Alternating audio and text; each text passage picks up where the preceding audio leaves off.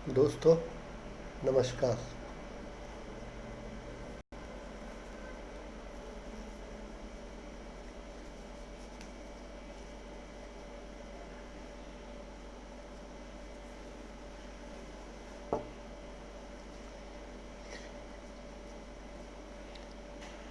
दोस्तों ऐसा कहा जाता है हमारे धर्म ग्रंथों में कि जीवन मृत्यु, मान अपमान और लाभ हानि, ये 6 चीज़ें हैं जो ईश्वर ने अपने हाथ में रखी हैं। बाकी सब मनुष्य को फ्री हैंड दिया है कि तू कभी भी कुछ भी कर सकता है, कुछ भी पा सकता है। अब इसमें जन्म मृत्यु ईश्वर के हाथ में, इस बात से मुझे पूरा इत्तेफाक है।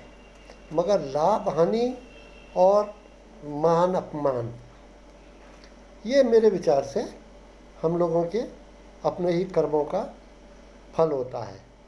आज के किए हुए कर्म या पुराने जन्मों के किए हुए कर्म, ये सब मनुष्य के द्वारा किए हुए कर्मों का ही रिजल्ट है। पर मनुष्य तो जैसा मनुष्य है, और ख़ास तौर पे जब उसके पास का ज़रा अच्छी पोजीशन हो जाए, ज़्यादा पैसा हो जाए, तो अहंकारवश फिर उसका बोलना हो जाता है, अरे कुछ नहीं, ईश्वर कुछ नहीं, सब कुछ मनुष्य के अपने हाथ में है। और जब हालात नाजुक हो जाएं, बुरे दिनों का दौर चल रहा हो, तो वही मनुष्य जो कल तक कहता था कि सब कुछ अपने हाथ में है, सब बकवास है कि प्रभु करता है, तो वही मनुष्य क्या कहता है, अरे साहब सब प्रभु के हाथ में है, कुछ नहीं साहब, सब प्रभु के हाथ में है। मतलब उसका। और एक और बड़ी अचंभे की बात है दोस्तों, कि हर मनुष्य जानता है कि जिसका जीवन हुआ है उसकी मृत्यु अवश्य होगी। अगर इस दुनिया में कोई एक सच्चाई है जीवन के साथ, तो सिर्फ मृत्यु। बाकी सब चीज़ें का कोई पता नहीं, ये होगा या नहीं होगा, आप रईस बनेंगे या नहीं बनेंगे, आप बुद्धिमान बनेंगे या गंवार बनेंगे, ये सब बातें सर्टेन नहीं है। मगर मृत्यु 100% सर्टेन है कि वो जीवन है तो मृत्यु होगी ही होगी। मगर कितनी हैरानी की बात है दोस्तों, ये जानते हुए कि मृत्यु निश्चित है, इस दुनिया में कोई मरना ही नहीं चाहता, कोई नहीं मरना चाहता। रोज लोगों को मरते हुए देखते हैं, रोज उनके यार दोस्त मर रहे हैं, उनके रिश्तेदार मर रहे हैं, उनके पास आस पड़ोस के लोग मर रहे हैं। रोज बाहर निकलिए तो कोई ना कोई रास्ते में आपको किसी की न किसी की शव यात्रा दिखेगी। मतलब उसे हर वक्त मृत्यु एहसास कराती है, मगर वो उसकी तरफ ध्यान ही नहीं देता। उसको लगता है लोग मर रहे हैं, मैं थोड़ा ही कभी मरूंगा, मेरे साथ ये कभी नहीं होने वाला। हाँ, जब किसी दोस्त की या किसी रिश्तेदार की मृत्यु हो, जब शमशान घाट जाता है, तो उस 15 मिनट के लिए उसे ज़रूरी एहसास होता है, करे बॉस आखिर में जीवन का अंत तो यही है, कि क्यों सब लड़ाई झगड़ा, क्यों मान अपमान, क्यों सब ये बातें करनी है दुनिया में लोगों से, रोज़ क्यों परेशानी में रहना है। मगर ये सिर्फ वो 15 मिनट या 1 घंटे आधा घंटे की कहानी है, जब तक वो शमशान में रहता है। जैसे ही शमशान से बाहर आता है, फिर उसका व्यवहार वही, फिर वही चोरी चकारी, फिर वही झूठ फरेब, फिर वही लड़ाई झगड़ा, वो भूल जाता है। वो जीवन की सारी सच्चाई भूल जाता है जो आधा घंटे पहले उसको मालूम था। कमाल तो ये है कि जानते हुए भी कि मुझे मेरा एक दिन यही अंत होगा, कोई नहीं चाहता मरना। देखिए, ये ऐसा है कि ये जीवन जो आपको मिला है प्रभु की तरफ से, ये आपको एक निश्चित समय के लिए दिया गया है। आप हमेशा यहाँ रहने वाले नहीं हैं। वो एक पीरियड है जिसके लिए आपको यहाँ रहना है। उसके बाद आपको अपने घर वापस चले जाना, जहाँ से आए थे। आपका घर वही है जहाँ से आए थे, एक निश्चित पीरियड के लिए। आप ऐसा समझिए कि आप एक यात्रा में हैं, समझ लीजिए आप दिल्ली से ट्रेन में बैठे और मुंबई जाना है, कोयम्बटूर जाना है, या जहाँ भी जाना है, कलकत्ता जाना है, जहाँ भी, तो आप ट्रेन की यात्रा में हैं, आपका जन्म हुआ। आप उसको इस तरह देखिए कि आप ट्रेन की यात्रा में, आप ट्रेन में बैठे, उसे आप जन्म से हिसाब से समझिए, जैसे आपको वक्त दिया हुआ। अब ये ट्रेन की यात्रा, ये उदाहरण दे के समझा रहा हूँ, ये ट्रेन की यात्रा आपकी 24 घंटे 36 घंटे जो भी है।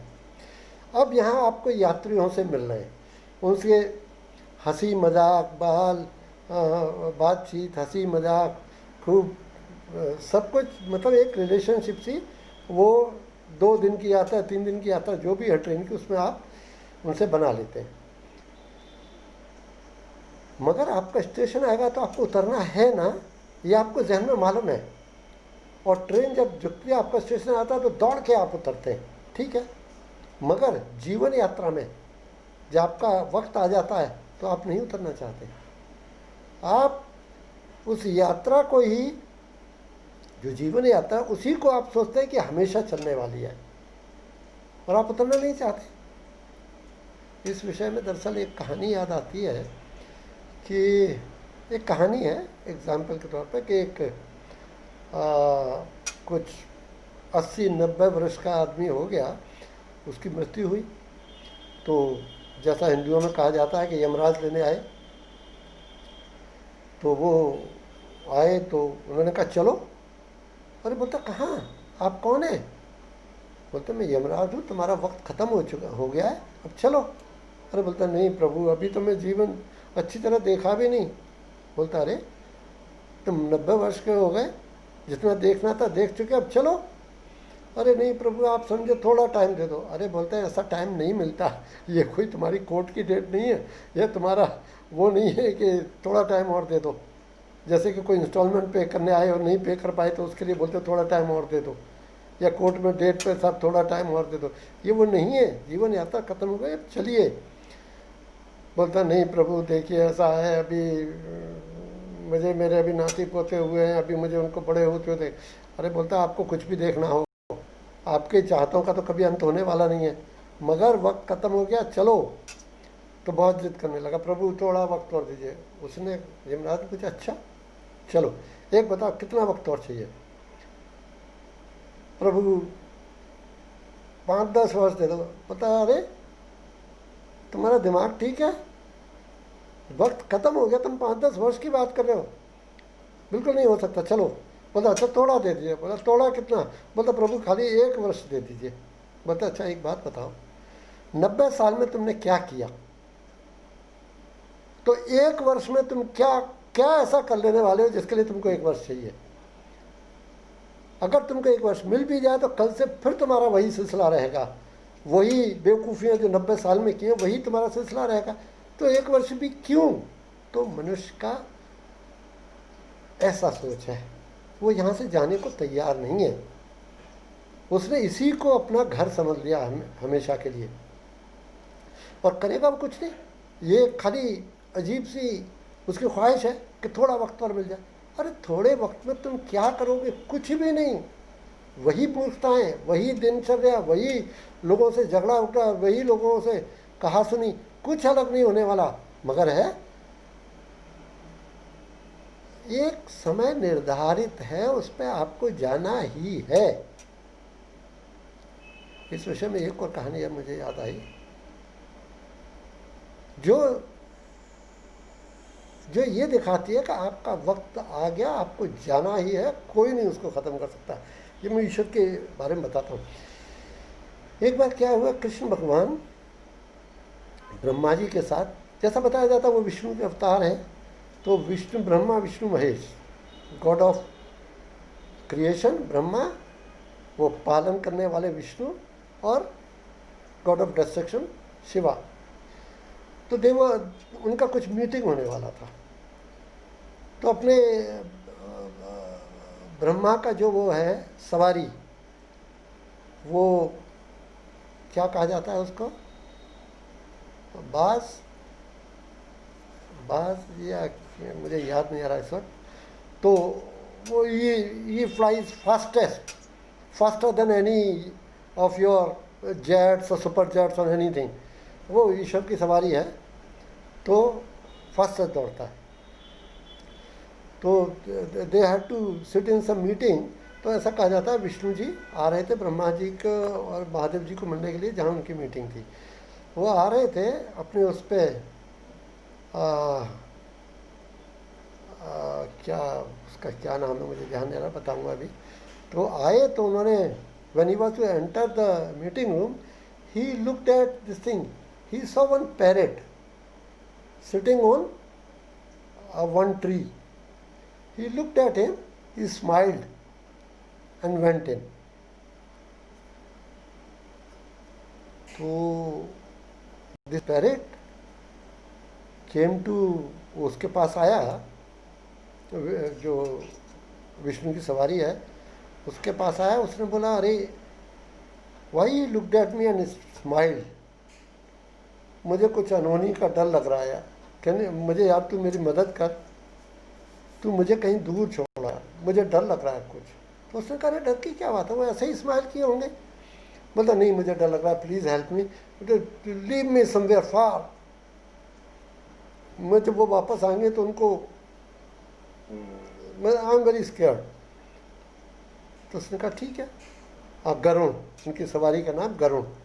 तो वो गरुण ने बोला, तू मेरी पीठ पे बैठ जा। तोते को बिठाया और उसको दूर एकदम कुछ 1,00,000 किलोमीटर दूर छोड़ के आ गया। फॉर हिम, उसका तो वो था, वो आधा घंटे में वापस भी आ गया, 15 मिनट में वापस आ गया। अब ये विष्णु जी बाहर निकले और अपने फिर देखा उधर, अरे वो तोता गुल है। तो उन्होंने कहा, अरे गरुड़ वो तोता कहाँ गया? तो गरुड़ ने बताया, प्रभु ऐसा है, आप उसकी तरफ देख के मुस्कुराए थे तो ही गॉट स्कैर्ड, उसे कुछ लगा कुछ अनहोनी होने वाली है। तो उसने मुझसे हेल्प मारी, मदद मांगी कि मुझे कहा कहीं मुझे दूर छोड़ा, मुझे डर लग रहा है। तो विष्णु भगवान बोले, यस मुझे डाउट था, मैं इसके लिए। बोलते, प्रभु आप क्यों हंसे थे?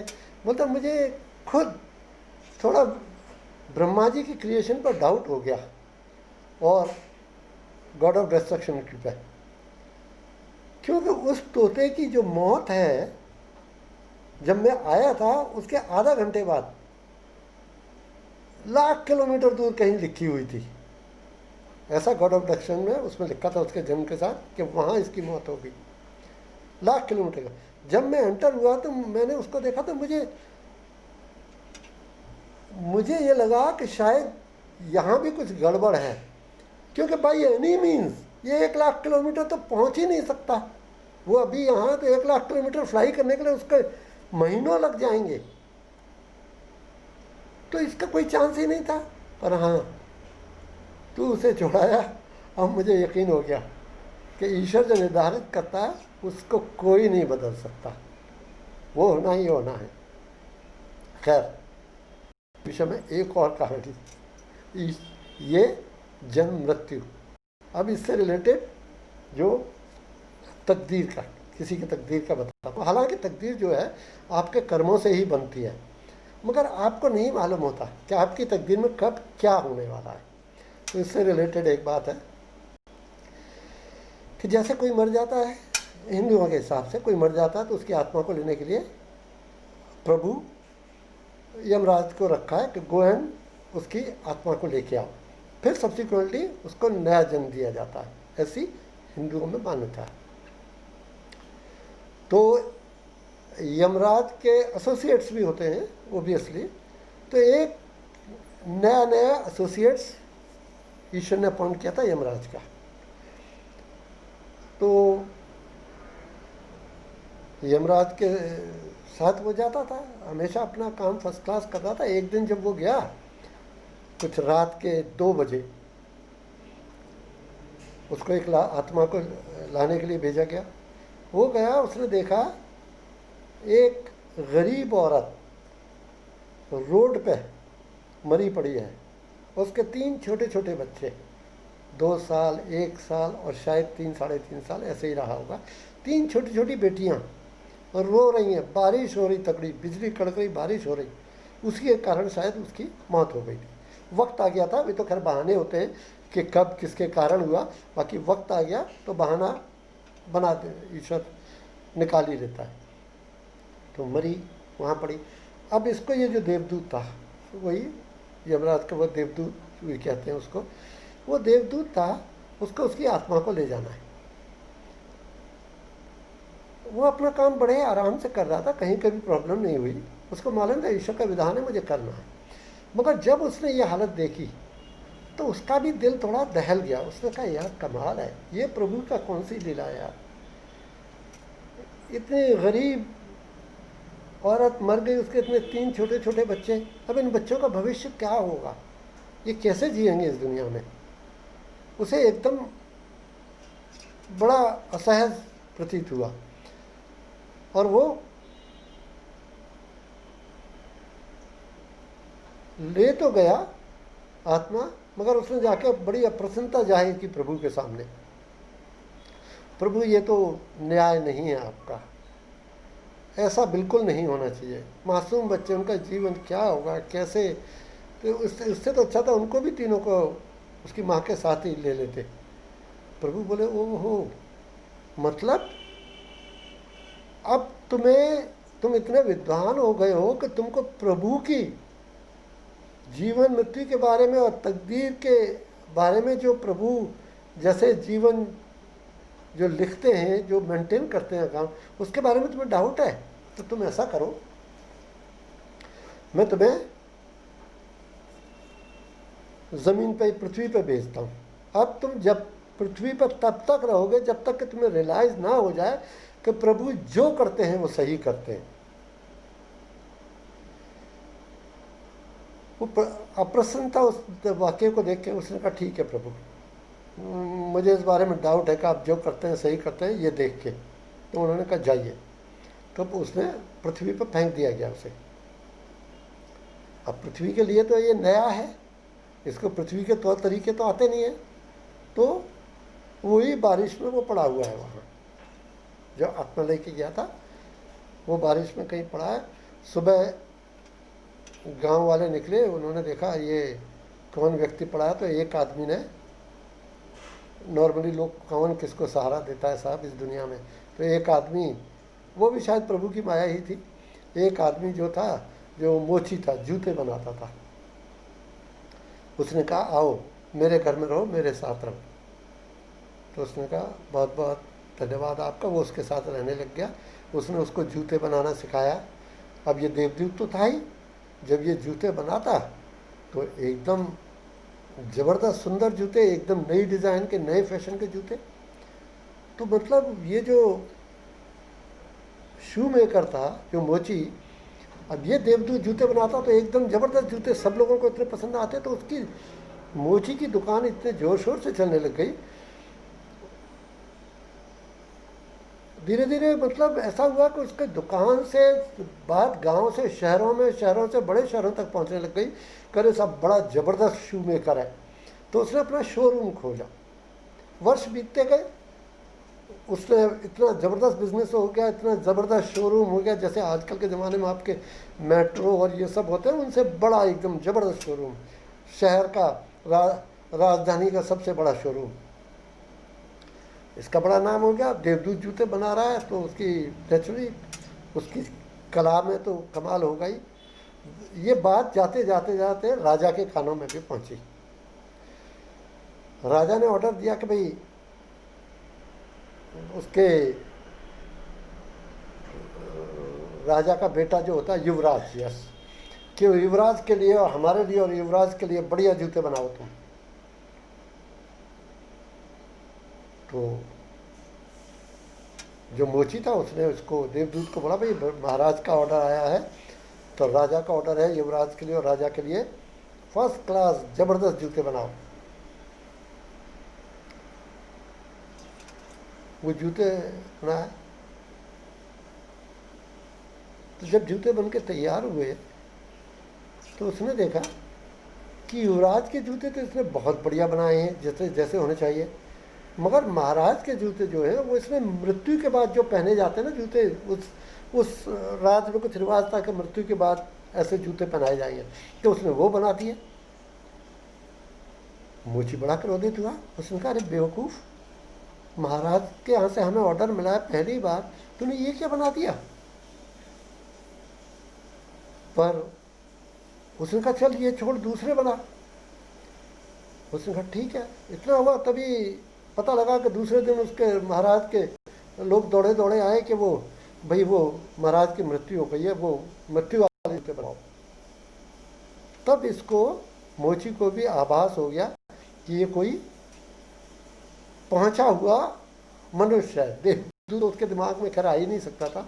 उसने कहा, मगर ये बहुत बड़ा कारीगर, इसका दिमाग कुछ पहुंचे हुए दिमाग का आदमी है। ठीक है साहब, चल रहा था,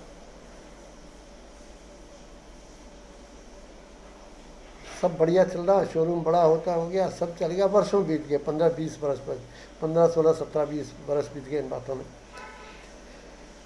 देवदूत को भी वो फिर जूते बनाने वालों की टीम आ गई, सब आ गई। देवदूत खाली इंस्ट्रक्शन देता और देवदूत को भी शोरूम में बुला लिया। वो ची अपने कैबिन पे पीछे उठा, देवदूत से के लिए। एक दिन देवदूत ने देखा कि